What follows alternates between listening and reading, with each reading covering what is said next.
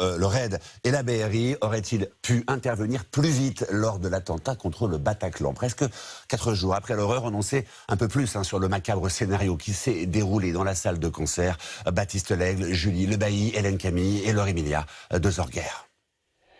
L'attentat du Bataclan a duré 2 heures au total. Pendant 20 minutes, les 3 kamikazes étaient seuls dans la salle avec les spectateurs, avec un seul but, tuer. À 22 heures, des policiers de la BAC sont les premiers à intervenir. Ils essuient des tirs des terroristes. À l'intérieur, ils constatent l'horreur, des dizaines de corps à terre, des gémissements de douleur, des pleurs. Dans la fosse, un policier tombe nez à nez avec un terroriste et tire, ce qui fait sauter sa ceinture d'explosifs.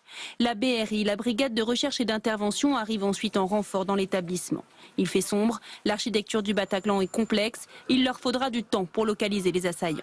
40 hommes montent au premier étage, 2 terroristes sont retranchés dans un local technique avec une vingtaine d'otages. Ils se servent d'eux pour surveiller et communiquer avec la police. Ça a duré 1 heure. Et on faisait le guet à la fenêtre. Ils nous demandaient où étaient les policiers. Et puis ils nous demandaient de crier qu'il ne fallait pas qu'ils s'approchent. 1 heure donc se passe. Cela paraît très long pour les blessés ou ceux qui se cachent à l'intérieur du Bataclan. Certains postent même des messages de SOS sur les réseaux sociaux. Je suis encore au Bataclan, premier étage, blessé grave.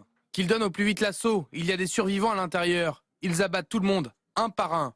Premier étage, vite! Mais pour les policiers, ce temps de négociation est précieux pour connaître l'état d'esprit des terroristes. Une fois que leur détermination a été établie, la BRI n'a pas perdu de temps. Les individus déterminés à mourir les armes à la main, donc ne sont pas dans une configuration à vouloir discuter. Donc toute perte de temps, en fait, est toujours à mettre à leur crédit. L'assaut est finalement donné à minuit 40. Pendant 3 minutes, des tirs nourris sont échangés. Le bouclier du premier homme de la BRI à être entré dans la salle est criblé de 27 balles. Les terroristes, voyant qu'il n'y a pas d'issue, se font exploser. Miraculeusement, parmi la vingtaine d'otages, il n'y a pas de blessés.